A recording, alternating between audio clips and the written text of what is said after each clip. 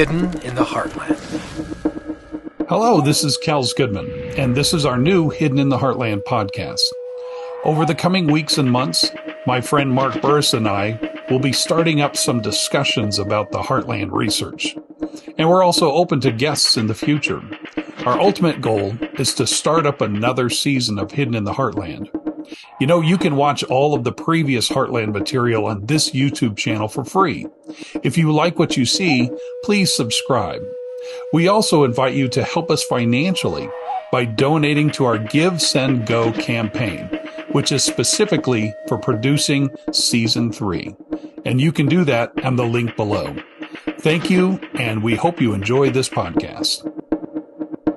All right, well, good morning, guys. It's morning, at least where I am. It's probably not where Mark Burris is, but that's because he's on the other side of the galaxy.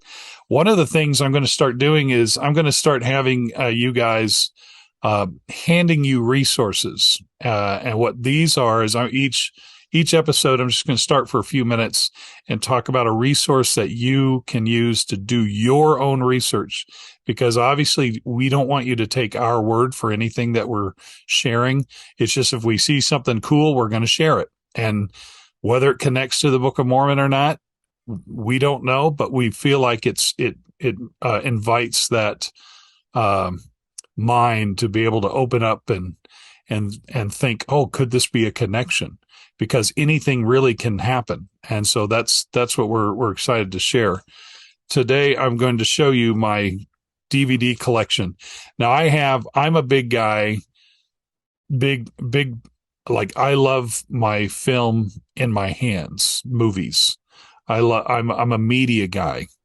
I don't like streaming.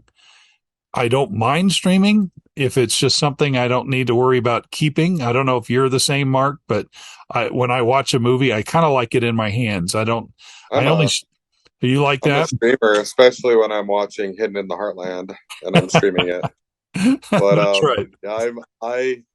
I'm a streamer, so I probably should have the hard copies if something happens. But yeah, I'm a streamer. Oh, you're so young there, Mark. I'm telling you, Mark's like 21. He's still kind of figuring life out. Almost 40. So no, but thanks. I'm just kidding. Just give him a hard time. But anyway, being in the film business, I'm always big on backing things up. And that's I have oodles and oodles. I probably have several hundred terabytes in my office of video backup and from movies I've shot and things I've done. And I know there's people that have way more than that, but that's just what I've got. And so I have, like, right behind me, you can see this is my video collection. And there's an organization that you ought to get to know, and they're called the Ancient Artifact Preservation Society. And Ancient Artifact Preservation Society was featured in Hidden in the Heartland. I think it was episode 3.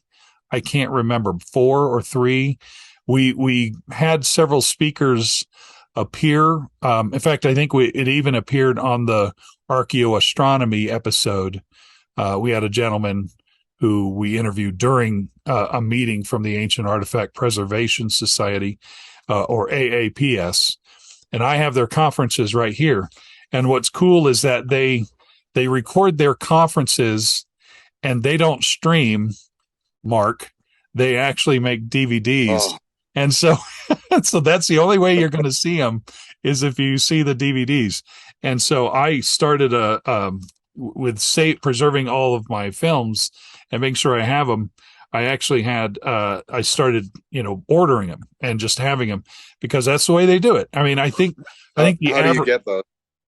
Oh, well, you have to go to AAPScopper.com. I think it's .com. If you type in Ancient Artifact Preservation Society, you'll find them. But they put the emphasis on copper.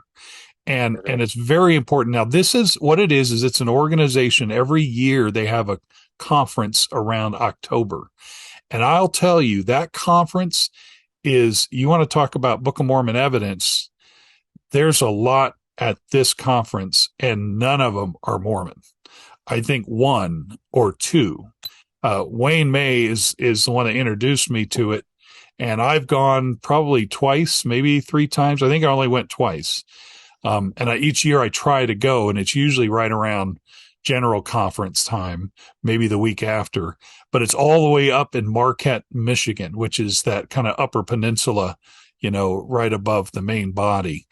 And it's a beautiful drive. I actually drove out there from Utah because I had all these stops I had to make about 4 years ago, and went to the conference. And there are people that have no skin in the game when it comes to the Book of Mormon. Their goal is who was here before Columbus. That was it. That's the goal. And that's Scott Walter, who is on ancient. I'm sorry. America Unearthed. America Unearthed. That's right. So I was going to say America Revealed, but that's another show. But America Unearthed, Scott Walter goes and presents there quite often. And I've met him there. That's where I met him. And Wayne May will present there. But most everybody else there are, they're just enthusiasts. A few of them are archaeologists, but if only copper was mentioned in the Book of Mormon, If I know, I wish, only it was mentioned a lot of times, it would be. Yeah, I think they mentioned copper. I think they mentioned copper more than they mentioned the weather. So they mention it more than a narrow neck, but if only they mentioned smart it aleck more. Mark. But this conference, like I said, I love going to it because I think the average age of the attendee there is about 70. So that kind of shows you, that's why you get DVDs and not streaming, which would be amazing if they did, but they kind of work on, in fact, I noticed the equipment they're using is probably out of date. And if they accidentally updated their computer, it would probably, Final Cut Pro editing system died around 2010. And I think that's what they've been using to make these DVDs. But I don't know. I just love the information. That's all that matters to me is that I get to pull it. And then, of course, like anything you find, you got to make sure you have a backup that, some kind of book or something to confirm what that person's saying. And it's actually there that I learned about Beaver Island. Have you heard of Beaver? You've heard of Beaver Island, right? Yeah, James Strang, right? That's right, the Strangerites. And what's funny, I didn't know about it until I went to the conference. In fact, Rod Meldrum didn't even know about it, and he was with me. James Strang was kind of an archaeologist, if you will. So yeah, he brought his flock over there. In fact, when you go to visit Beaver Island, you step off the boat, and there's actually a sign there that says Mormon Kingdom. And it gives the background. And I think they renamed it. It was like St. James Island after James Strang. And I've studied a lot about him. So interesting man. Yeah. So go check out Ancient American Preservation Society. They have a conference every October. If you can't wait till October, just order their DVDs and just start watching them. And you will actually find more Book of Mormon evidence, so to speak, than you'll find anywhere else at this point in time.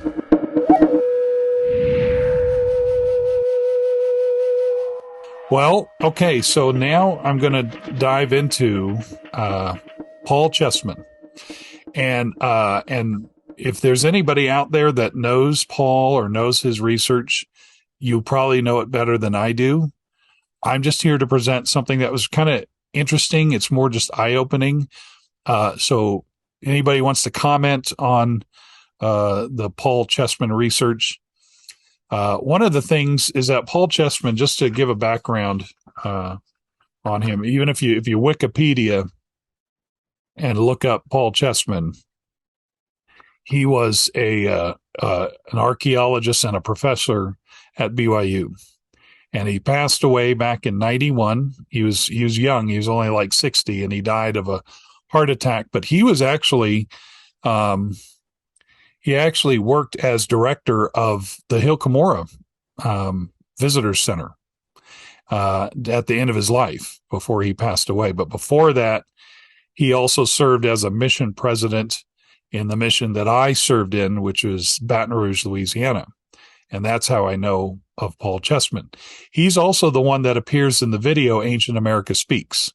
So if you watch the old 60s video, Ancient America Speaks, he's the one that stands out there and talks about all of the great, stuff down in Chichen Itza or whatever. I can't remember the names. I feel bad. The Mesoamerica. So down in Mesoamerica is where he stands, and really great evidence of the materials, the sites in Central and South America. In fact, he's one of the ones that he shows how the rocks were so close together that, he sticks a card in there and you can't, it's so tight that there's no, they made them so well. They were so well engineered, in Central and South America. So he was big on that discussion, but through time, Brother Cheesman started working into the North American research. And I think, I don't know if it bothered the other people at BYU, because this is the late 70s, early 80s. And so the Heartland discussion wasn't really a discussion yet, as far as, wait, guys, it's over here, it's not down there. Because if we know the timeline of how, the Two Hill Cumorah theory came about, and when people started going to Central America and doing all the research there, we know that that's where everybody was. They were gung-ho, and there wasn't really much of an opposition except from Willard Bean. Willard Bean, he had opposition to this Two Hill Cumorah theory when you read some of his books, and there were others as well. But Hugh Nibley a little bit too. Like Hugh Nibley wasn't settled in a spot, but there weren't very many. Yeah. So few and far between. Yeah, it was really interesting to see who was on board what. I mean, whether they said, because there's so many aspects to comparing, the Central American and the Heartland, because a lot of people say, oh, that's the Hill Cumorah, but then that's where all the stuff happened, was Central America. And this because you've talked about it on the show, where people get that confused, but then they just don't think any more about it. And I think that was kind of the lay of the land throughout the 1900s of where the Book of Mormon could have happened. And so Paul Cheesman in the 70s started to explore everything in North America. And what I wanted to do is I wanted to read something that was fascinating, and I have a lot of notes here, so I'll try to be as entertaining but yet not bore you with the details and get to the point. Here is an article. This is ironic. This is actually from the Ensign, which you won't get these kind of articles anymore in the Ensign or any church publication, and it's called Transatlantic Crossings: A New Look by Paul Cheesman, and it was in 1975, January 1975. And he totally goes into everything in North America that denote that these could be people of the Book of Mormon. It was really fascinating. He goes into, this is when, and this is where we'll dive into this on another episode. There's a gentleman named Dr. Joseph Mahan, who convened a seminar entitled Pre-Columbian Transatlantic Crossings in Georgia. And he was part of the Isaac organization. And I'm going to do more research on the Isaac organization. I have a good friend of mine who recorded a lot of the Isaac organization meetings. This one's from the 70s. And numerous professors showed up, and they went to see. It says here that the American Indian descended from ancient immigrants whose origins were in the Old World. A wide variety of evidences of pre-Columbian transatlantic crossings were discussed during the 3-day seminar that they went to, including ancient coins, iron objects, and messages written on stone or metal plates. And all of this is North American materials. Okay, when he goes into it, none of this, there's not one lick talking about in this article about Central and South America. Brother Cheesman continues saying that ancient Americans, the first conclusion was that they were illiterate, and he goes into the Harn tablet, the tablet that we mentioned before. That's the same as Chief Joseph's tablet, and how that was a bill of sale and what it was and where it came from, all again found in North America. He goes into the Metcalf stone, which was also found in Georgia. He goes into the Bat Creek stone, which was found, we know, in Tennessee. He talks about the use of iron, and he also talks about copper. He goes into, see what else? A lot of stuff made of iron. We know in New York there was a lot of iron. In fact, I think it was one of Joseph Smith's friends used to pull up iron all the time, and he found so much iron in the ground that he didn't even have to buy any. He just found iron in the ground. That was so that's from the life of Heber C. Kimball, and that's Heber C. Kimball's grandfather. So he talks about going to the hills, the ancient forts, and pulling up iron. And he was a blacksmith, and he didn't ever need to buy the material to blacksmith with, because he just did it out of the ground. So it's amazing. This, in the article continues.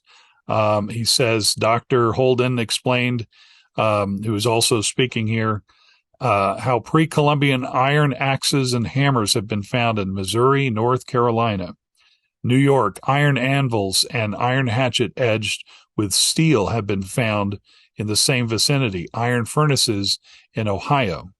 And so he goes on and on. Phylacteries, and you remember what phylacteries are, and little things that you, like, a lot of Jewish people would wear them on their heads, and they'd have scriptures in them, and they would find older phylacteries.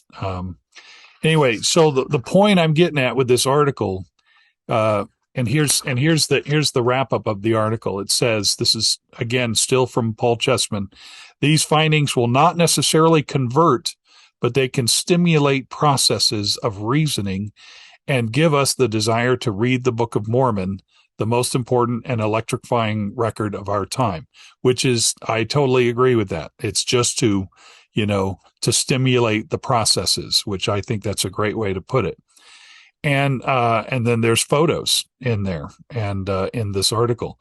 So this is the ensign from, what is this, 50 years ago.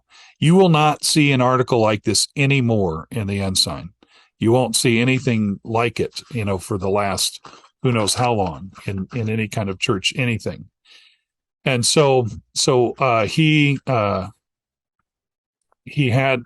that, and then he also wrote a book, and this is, so I'm going to take it to this one. This is an interesting book, and for those of you who are only listening to me on audio, I'm holding a book here called Ancient American Indians, Their Origins, Civilizations, and Old World Connections, written by Paul Cheesman and his wife Millie. And so, and this goes into, this is almost like reading a Heartland book. In fact, this is one thing that he wrote. I'm going to go to the page here. He says, the author is of the opinion that students and scholars have neglected the studies of North American Indian cultures before the Spanish conquest.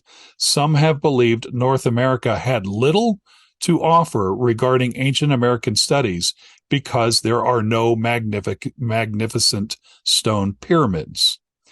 But he says that, and he goes on, in the ongoing study of ancient American cultures, the main emphasis in the past has been Mexico and Central and South America. So what's interesting is that and then in this book, he goes into Cahokia, he goes into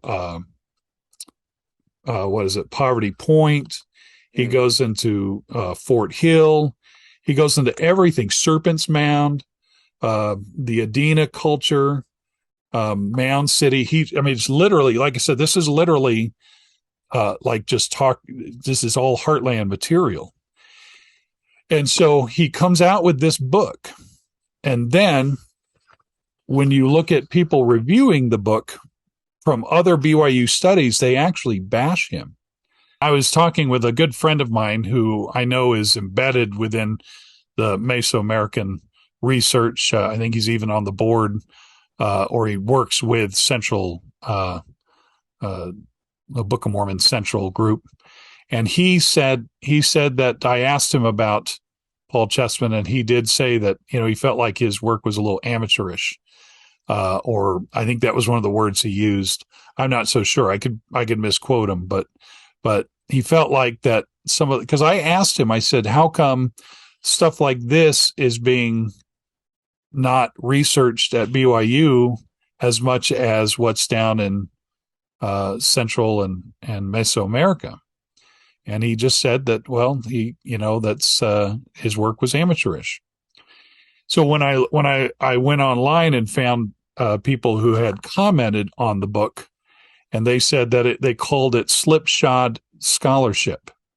They said the first is a travel guide to major archaeological sites in North America, designed to acquaint the reader with some of the more prominent of these places and with some contemporary Native American groups.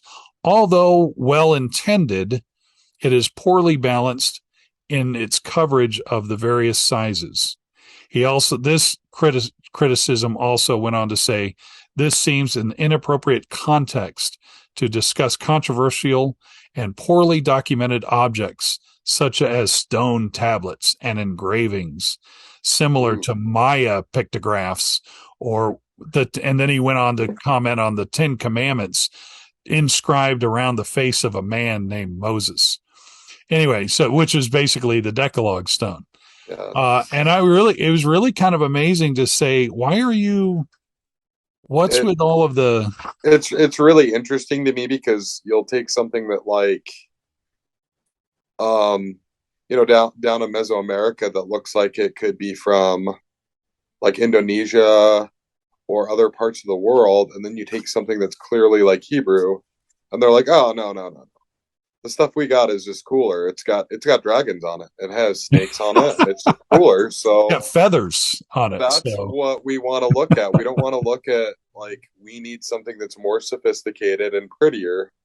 So, and it's funny that their criticism is such. Oh, well, you're just focusing on some of the cooler stuff. Down in Mesoamerica, we're talking about everything. And they focus on a few sites. They're not going over everything, but it's just a funny criticism. Yeah, his criticism ends by saying, but it also has too many ill-founded conjectures and poorly documented sources that is flawed, and in its physical arrangement, I cannot recommend it. Much of the material appears to be Cheesman's in Cheesman's other books, and what few new items are given here are hardly worth the effort to pursue. And so, anyway, I don't know the gentleman who gave the criticism. His name was Martin Reisch. That review actually makes me want to read the book. So I know, right? That's yeah. It makes me go, oh, because really, when I read through it, and it's more just like an encyclopedia. That's all it is. It's not. It's. I don't even think it's really even making many conclusions. But it's really just an encyclopedia of, oh, look at this place, and go look at this place, and go look at this place.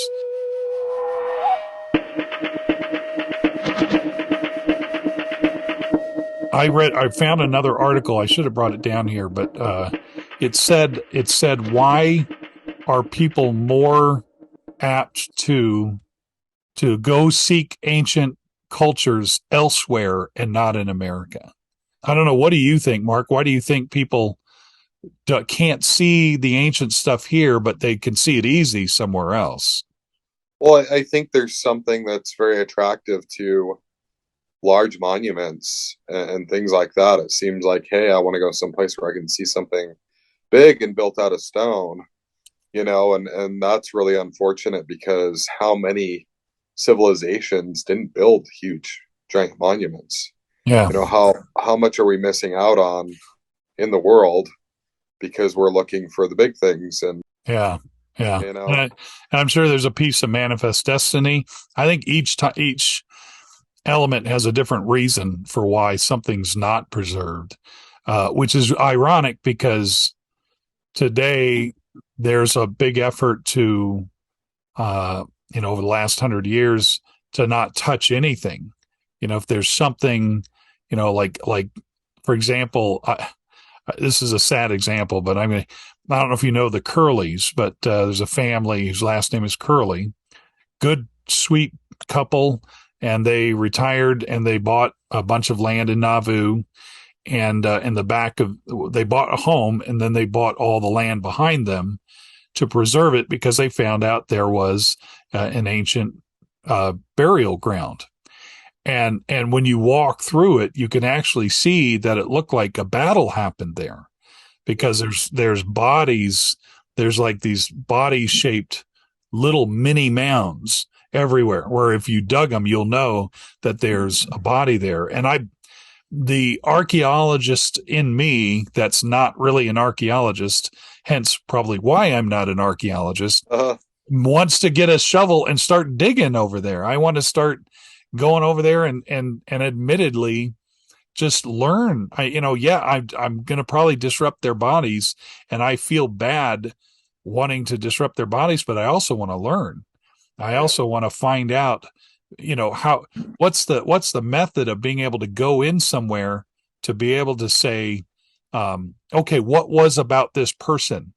And we'll rebury them, but let's learn as to who they are. Is there anything around them that shows that who these people were, or was this, what kind of aging was it? Let's start digging, let's start learning. But we're in such an effort to preserve so much. And because we preserve, we don't really learn too much. And that's me. I could be wrong and I could be insensitive. That's the kind of guy I am, I guess. But I just want to know. And I know I can't take a shovel. It's your inner Indiana Jones that you've got. Oh, totally. You want adventure, and you want to bring it back to the museum, right? Yeah. One other thing I'll bring up, and then we'll close here. But it's one thing to think about, and that is, we have to remember that 3 civilizations lived in this continent and grew into grand numbers. And for 300 years, those 3 civilizations did not know the other existed. Yeah. For 300 years, 300 years, somewhere in that, I'm going by memory here. Yeah. But for quite a while, one civilization didn't know the other existed, and they also didn't know the other existed. And so what does that say? That says that they weren't as spread out as we all think they probably were. And there was other civilizations too. That's my take on Central and South America. Is I have no doubt that Christ visited Central and South America. They just weren't the Nephites. That's all. I mean, that's my personal current take. It could be wrong. They could be the Nephites, but at this point in time, I think it was just a whole nother civilization that also got a vision of the tree of life, and also got a lot of the same problems and challenges. And and I know there are certain people that agree that after Christ visited the Nephites, that missionaries were sent. Once the call was given to spread the gospel to the Gentiles on this continent as well as the European continent, they sent missionaries during that time period of peace. What were they doing?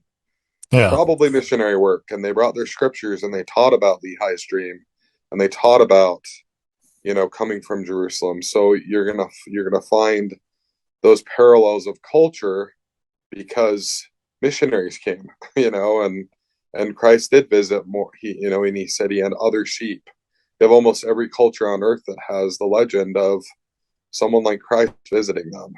Yeah. At about the same time period, he would have visited every culture, I would imagine. That's right. Yeah, I agree. So, okay, so that's our discussion today. Thank you, Mark, for joining us. And if you find this book, this is awesome.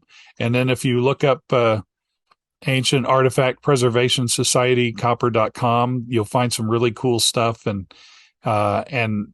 just keep on studying, looking for, for your own search of Book of Mormon evidence, and just who was here long before Columbus. That's really what it comes down to. And I think you'll actually find some really exciting stuff, and you'll also be able to visit places. And I think we'll go into some future episodes where we'll talk about places that we've visited, and sites that are here that are preserved. Not many are preserved left over in America, but there are some, and we'll probably go into that. But anyway, thank you for joining us, and we will see you again next time.